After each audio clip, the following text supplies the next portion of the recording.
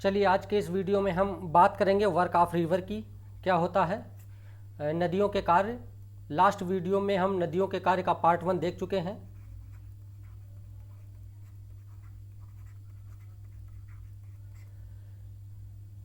तो देखिए ये आपकी नदी है, ठीक है। यहाँ पे कुछ लोग धूप लेने गए हैं, यहाँ पे टहल घूम रहे हैं। ये आपकी नदी है। हम देखते हैं कि नदियों के कार्य क्या, ये पार्ट 2 वीडियो क्या होते हैं नदियों के कार्य, ठीक है। चलिए देखिए, ये आप हमारा चैनल है सिविल सर्विसेज विद आलोक और ये है सब्सक्राइब का बटन। अगर अभी तक आपने हमारे चैनल को सब्सक्राइब नहीं किया है तो ये वाला बटन प्रेस कर दें और नोटिफिकेशन बेल को, यहाँ पे एक घंटी का बटन आएगा, उसको ज़रूर ऑन कर दें जिससे हमारी आने वाली वीडियो का मैसेज आप तक पहुँच सके। चलिए स्टार्ट करते हैं वीडियो। देखिए नदियों के कार्य, लास्ट वीडियो में हमने ये इतना टॉपिक कवर कर लिया था पूरा, जो आपका अपरदनात्मक स्थल स्वरूप है, ये वाला टॉपिक हम कवर कर चुके थे। अब आज की वीडियो में हम बात करेंगे निक्षेपात्मक स्थल स्वरूप की। तो चलिए देखिए, जो नए हैं उनके लिए बता देता हूँ नदियों के कार्य क्या है। तो नदियाँ अपने उद्गम स्थल से, जहाँ से निकलती हैं वो उद्गम स्थल से, जहाँ पर वो मिलती हैं, चाहे झील में मिले चाहे समुद्र में मिले, इस पूरे प्रोसेस में उद्गम स्थल से लेके और समुद्र या झील में मिलने तक के इस बीच में ये बहुत सारी मतलब कुछ अपर्दन के द्वारा और कुछ निक्षेप के द्वारा स्थल रूप बनाते हैं। उन्हीं को हम बोलते हैं स्थलाकृतियाँ, मतलब नदियों के द्वारा बनाई गई स्थलाकृतियाँ। तो जो स्थलाकृतियाँ नदियों के अपर्दन के द्वारा बनाई जाती हैं वो ये स्थलाकृतियाँ हैं, और जो स्थलाकृतियाँ नदियों के निक्षेपण के द्वारा बनाई जाती हैं वो ये स्थलाकृतियाँ हैं। जैसे नदियाँ अपने साथ जो अवसाद लाती हैं, चट्टानी टुकड़े हो गए, रेत हो गई, सिल्ट हो गई, तो इन्हीं सब के निक्षेपण से जो आपके स्थल स्वरूप बनेंगे वो ये हैं। तो चलिए इनको एक एक करके देख लेते हैं। देखिए निक्षेपात्मक स्थल रूप में हम क्या देखने जा रहे हैं। तो जलोढ़ पंख क्या होता है आपका, एल्यूवियल फैन, और जलोढ़ शंकु क्या होता है, एल्यूवियल कोन। कोन तो आपने आइसक्रीम खाई होगी, बहुत पता होगा।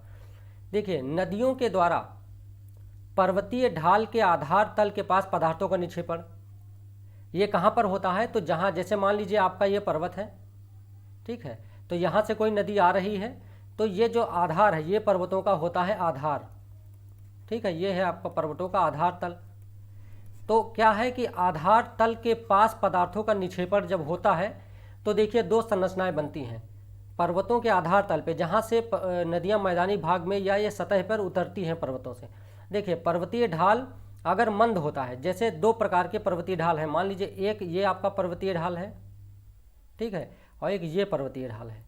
तो ये मंद पर्वतीय ढाल है, ये वाला मंद पर्वतीय ढाल है, ठीक है। यहाँ पानी की स्पीड कम होगी, आराम से धीरे धीरे उतरेगा। यहाँ पे नदियाँ जो है, नदियों की स्पीड पानी की कम होगी, फ्लो कम होगा। और यहाँ पे तीव्र ढाल है, ये तीव्र ढाल है। तो यहाँ पे वो होगा कि नदियों के नीचे उतरने की स्पीड, गति जो होगी पानी का फ्लो, वो तेज होगा। तो देखिए जब पर्वतीय ढाल मंद होता है, ये वाला ढाल है आपका मंद वाला, तो क्या होता है, जल की मात्रा मलबे की अपेक्षा अधिक होती है। इसमें क्या है, मलबा का मात्रा टूट फूट चट्टानों में कम होती है, क्योंकि पानी आराम से धीरे धीरे उतर रहा होता है। तो चट्टानों में टूट फूट कम होगी तो मलबा या अवसाद कम बनेंगे। तो नदियों में पानी की मात्रा अधिक होगी और मलबे की मात्रा कम होगी। तब क्या होगा, जब पानी आराम से आएगा तो अर्धवृत्ताकार रूप में पदार्थों का निक्षेपण होगा। जैसे ये जो आपका चित्र है, ये देखिए, ये आपका पानी है, ठीक है, और यहाँ से ये आपका पर्वत तो नहीं है लेकिन समझाने के लिए है। देखिए ये आपकी नदियाँ आ रही हैं, ठीक है, ये नदी है आपकी जो आ रही है यहाँ से, और ये चूंकि ढाल देखिए मंद है, ढाल तीव्र नहीं है, तो मंद ढाल है। तो ये जो आपका अवसादों का जमाव है, ये इस पूरे एरिया में ये आपका एक पंख के आकार का है, इसीलिए इसे बोलते हैं जलोढ़ पंख। ये अर्धवृत्ताकार है, ये जो आपका ये एरिया है ये अर्धवृत्ताकार है इतना, ठीक है, ये अर्धवृत्ताकार है। ये हो गया आपका जलोढ़ पंख, ये जलोढ़ पंख होते हैं। अनेक जलोढ़ पंख जब मिल जाएंगे तो गिरिपदीय मैदान, पीडमंट एल्यूवियल प्लेन बनाते हैं, पीडमंट एल्यूवियल प्लेन बनाते हैं। देखिए इसको हम बोलते हैं भावर प्रदेश। तो आपका भावर प्रदेश क्या है, तो यही है जब आपका आधार तल पे, पर्वतों के आधार तल पे जब नदियाँ आती हैं तो अपने साथ जो निक्षेप लाती हैं वो बड़े आकार के होते हैं, वो यहाँ पे जमा कर देती हैं, और इस पूरे एरिया को हम क्या बोलेंगे, तो गिरिपद मैदान या भावर प्रदेश या पीडमंट एल्यूवियल प्लेन। अब देखिए जो पर्वतीय ढाल आपका तीव्र होता है, जैसे ये आपका पर्वतीय ढाल है, ये वाला पर्वतीय ढाल देखिए, ये आपका तीव्र पर्वतीय ढाल है, ठीक है। यहाँ पे क्या होगा कि पानी की अपेक्षा, जल की अपेक्षा मलबा अधिक होगा, टूट फूट अधिक होगी, पानी की स्पीड तेज है, गति तेज है, तो जिससे क्या होगा, मलबा अधिक आएगा। तो सीमित क्षेत्र में शंकु का निर्माण करेगा। जब पानी तेज होता है, फ्लो तेज होता है, तो वो हमेशा एक सीधे बहना चाहता है, सीधे इस मतलब एक सीधी रेखा में बहना चाहता है। ठीक है, जब भी पानी का फ्लो अधिक होगा तो वो एक सीधी रेखा में बहना चाहेगा। तो देखिए जैसे कि इससे समझिए, यहाँ से नदी उतरेगी, ये देखिए आपका कौन सा है, तो ये आपका तीव्र ढाल है। जब तीव्र ढाल है तो यहाँ से जो नदी आएगी, तो मान लीजिए ये देखिए मलबा देख लीजिए, ये आपका जो है कोन के आकार का है एक। ठीक है, ये आपका कोन के आकार का है, अर्धचंद्राकार नहीं, ये कोन के आकार का बन गया मलबा। तो यहाँ पे ढाल तीव्र होगा तो मलबा अधिक आएगा, यहाँ पे मलबे का जमाव हो जाएगा, तो जो संरचना बनेगी उसे हम बोलेंगे जलोढ़ शंकु।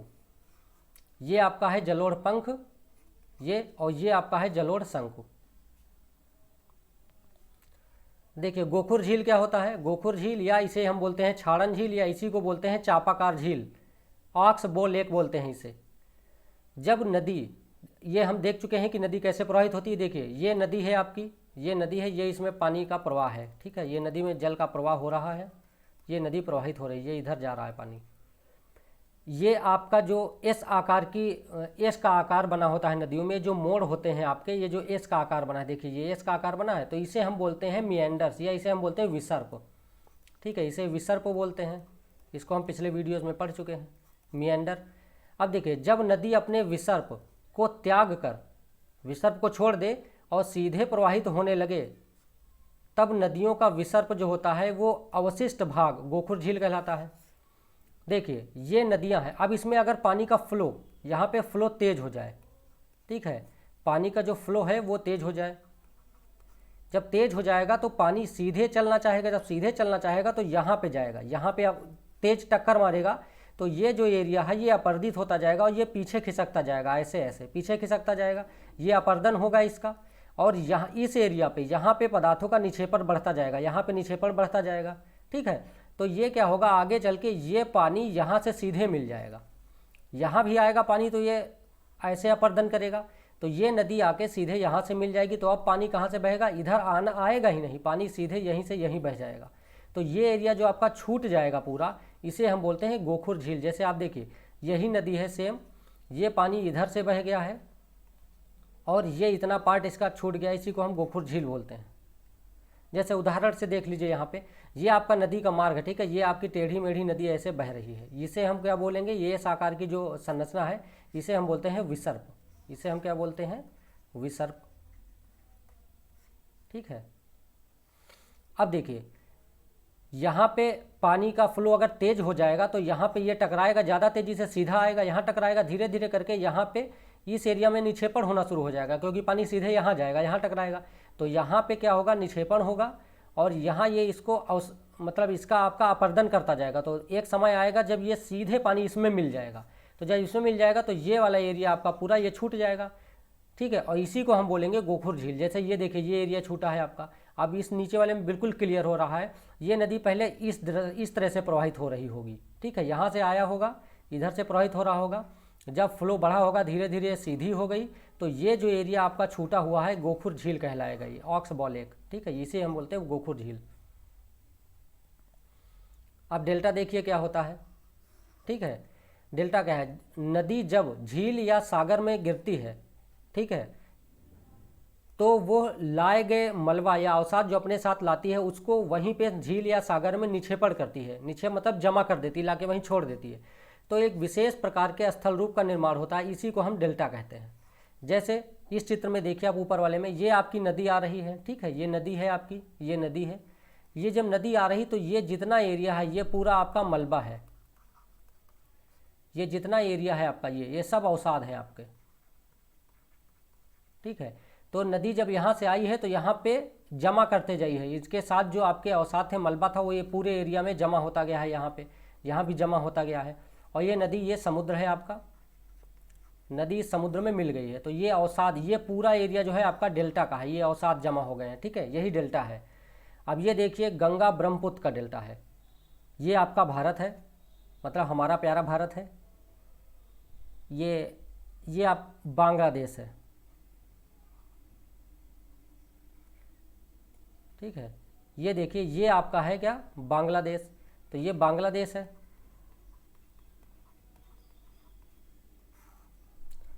यहाँ हमारे भारत से नदी गंगा नदी आ रही है, देखिए गंगा नदी है, गंगा नदी आ रही यहाँ जा रही है। और ये नॉर्थ ईस्ट इंडिया जो है, नॉर्थ ईस्ट से ये ब्रह्मपुत्र नदी आ रही है, और ये ब्रह्मपुत्र नदी और ये गंगा नदी आपस में मिलती हैं। तो ये आपका जो गंगा ब्रह्मपुत्र डेल्टा कहलाता है, ये पूरा डेल्टा का एरिया है। ठीक है, ये यहाँ से पूरा जो एरिया है ये पूरा है डेल्टा आपका। ये है आपका बंगाल की खाड़ी। ठीक है, ये बंगाल की खाड़ी है, समुद्र है।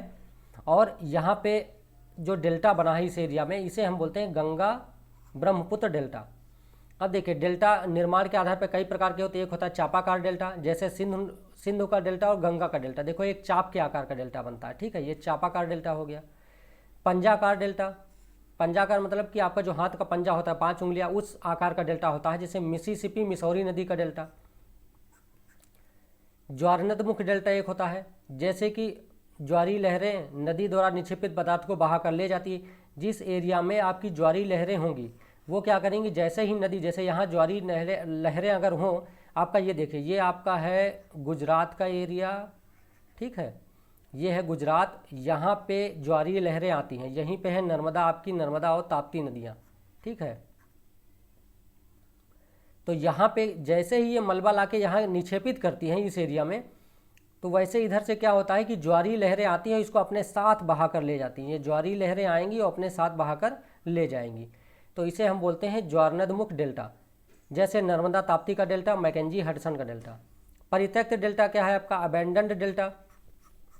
जब नदी अपने पहले डेल्टा को छोड़कर, जब नदी अपने पहले डेल्टा को छोड़कर अन्यत्र डेल्टा का निर्माण करती है, तो पहले वाले डेल्टा को हम क्या बोलते हैं, परित्यक्त डेल्टा बोलते हैं। ठीक है, परित्यक्त डेल्टा बोलते हैं। जैसे हुआंगहो नदी, तो इसमें क्या होता है, मान लीजिए कि गंगा ब्रह्मपुत्र का जो डेल्टा है ये डेल्टा इधर ना बन के कहीं दूसरी जगह बनने लगे, तो इस वाले डेल्टा को हम क्या बोलेंगे, परित्यक्त डेल्टा। चलिए, अब नदियों के कार्य हमने देख लिया है, पूरा टॉपिक कवर हो गया है। अब हम बात करते हैं भूमिगत जल की, ग्राउंड वाटर की। भूमिगत जल मतलब जो सतह है, जैसे ये पृथ्वी की सतह है। ठीक है, पृथ्वी की सतह, तो सतह के अंदर भूमिगत जल, इसके अंदर जो जल है उसके क्या कार्य होते हैं।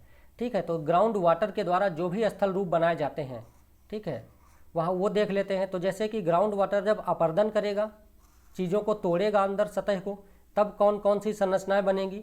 और जब ये निक्षेप करेगा वाटर के द्वारा, जब निक्षेपात्मक स्थल स्वरूप हैं, तो वो कौन कौन से बनेंगे। तो इन सबको हम डिटेल में अब देख लेते हैं। देखिए, ये आपका भूमिगत जल, भूमिगत जल से बनी स्थलाकृतियों को कास्ट स्थलाकृतियाँ बोलते हैं। जैसे लैपीज। ठीक है, लैपीज क्या होता है, देखिए चूना युक्त शैलों पर जब जल पड़ता है, ठीक है, तो खड़ी संधियों पर विलयन की क्रिया तेजी से होने लगती है। तो चूना घुल जाने से वहाँ गड्ढे बन जाते हैं। जैसे ये आपकी पूरी चट्टान है, ठीक है, चूना शैलों से बनी चट्टान है, चूना युक्त चट्टान है। तो इसमें क्या है कि जब जल पड़ेगा, इसमें वर्षा होगी, तो इसमें जब पानी पड़ेगा तब क्या होगा कि जहाँ जहाँ चूना होगा इसमें, वहाँ पे विलयन बन जाएगा और ये घुल जाएगा, चूना घुल जाएगा। तो इस तरह से देखिए आपको चट्टान दिख रहा है, ये बीच बीच में घुला हुआ है ना एरिया। तो ये इस प्रकार की जो संरचनाएं बन जाती हैं उसे हम बोलते हैं लैपीज। तो लैपीज क्या है, जब चूना युक्त शैलों पर जल पड़ता है तो खड़ी संधियों में विलयन की क्रिया होती है। मतलब एक तरफ से नहीं गलता है, पूरा बैठ नहीं जाता है, खड़ी संधियों में, जैसे इसके पार्ट ऐसे खड़े खड़े रहेंगे। ठीक है, बीच बीच में ये दरार के रूप में आपका ये विलयन बनेगा और वहाँ की चट्टानें गल जाएंगी। तो ये बिल्कुल खड़ी खड़ी सिल क्या कर ऐसे खड़ी खड़ी संधियाँ बचेंगी। ठीक है, इस प्रकार की, तो इसको हम बोलते हैं लैपीज। अब देखिए सिंक होल्स क्या होता है। तो मान लीजिए पूरी ये चूने से बनी एक चट्टान है, ठीक है, और यहाँ पे क्या है, वर्षा का जल पड़ा है, इसके ऊपरी सतह पे यहाँ पे वर्षा का जल पड़ता है।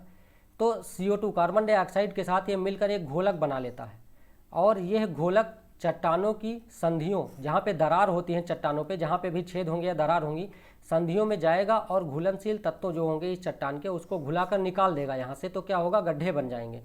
तो संधियों का विस्तार हो जाएगा। पहले दरार थी या छोटे गड्ढा था, कहीं से बिल्कुल होल था, उस होल में ये घोल जाएगा और होल में जो चूना पत्थर होगा उसको गला देगा चूने को, और एक इस प्रकार से पूरे इस चट्टान में बहुत सारे होल बन जाए, तो ऐसे असंख्य छिद्र बन जाएंगे, इनको हम क्या बोलते हैं, सिंक होल्स। अब यही सिंक होल्स जब आपस में कई सारे मिल जाएंगे तो बड़ा छिद्र बन जाएगा, तो जब बड़े छिद्र होंगे उनसे हम डोलाइन बोलेंगे, डोलाइन बोलेंगे, डोलाइन।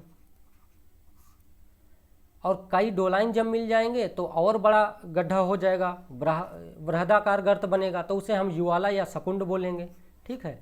और कई युवाला मिलेंगे तो विशाल खाई बन जाएगी, तो उसे हम पोलिज बोलेंगे।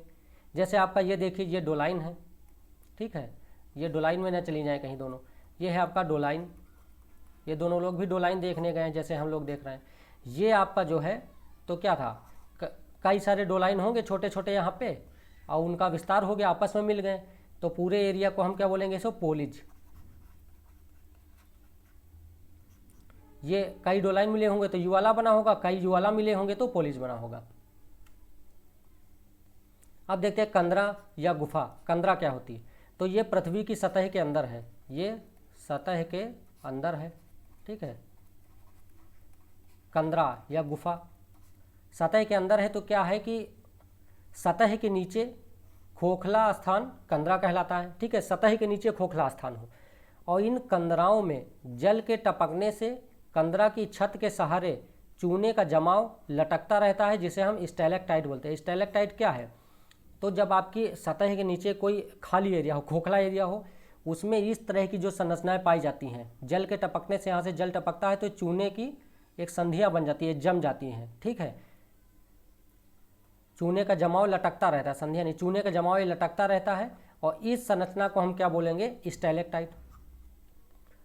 अब इसी प्रकार की संरचना जब सतह पर बनेगी, यहाँ पे मतलब सतह इन द सेंस की सतह के अंदर, जब ये छत से लटक रही है, सतह के अंदर दो पार्ट है, ये भूमि की सतह है, एक सतह से लटकती हुई संरचना है, ये पूरा एरिया खोखला है, ठीक है, पूरा एरिया खोखला है। अब एक नीचे से जो इस तरह की संरचनाएं बनेंगी, तो नीचे वाली जो संरचनाएं होंगी उसे हम स्टैलेग्माइट बोलेंगे, और जो ऊपर की संरचनाएं होंगी उसे हम स्टैलेक्टाइट बोलेंगे। तो कंदरा के फर्श पर चूने के जमाव से निर्मित जो स्तंभ होंगे उससे स्टैलेग्माइट बोलेंगे, ठीक है, इसे हम बोलेंगे स्टैलेग्माइट। देखिए अंधी घाटी क्या होता है, ब्लाइंड वैली। जब नदी के मार्ग में कोई विलय रंध्र आ जाता है, विलय रंध्र इन द सेंस कि नदी के मार्ग में कुछ ऐसा एरिया आ जाए जहाँ पर पूरी नदी ही उसमें गिरकर विलीन हो जाए, मतलब नदी सतह में इस प्रकार से विलीन हो जाए कि हमको ऊपर से बहती हुई ना दिखे, लेकिन वो अंदर ही अंदर, जैसे दलदल आपका होता है, तो अंदर ही अंदर वो बहती हुई और चली जाए, और सागर या झील जहाँ पर उसे मिलना है, सागर या झील तक पहुँच जाती है। तो शेष शुष्क नदी जहाँ पर हमको दिखता नहीं है पानी, उसको हम अंधी घाटी कहते हैं, ठीक है। यानी सतह के ऊपर कुछ न दिखे और सतह के अंदर अंदर जल जाके समुद्र में मिल जाए, तो जहाँ पर सतह के ऊपर जल नहीं दिखता है, अंदर अंदर नदी बह रही होती है, उसे हम बोलते हैं अंधी घाटी। आज के वीडियो में इतना ही, और अगर अभी तक आपने हमारा चैनल सब्सक्राइब नहीं किया है तो उसको सब्सक्राइब कर दें,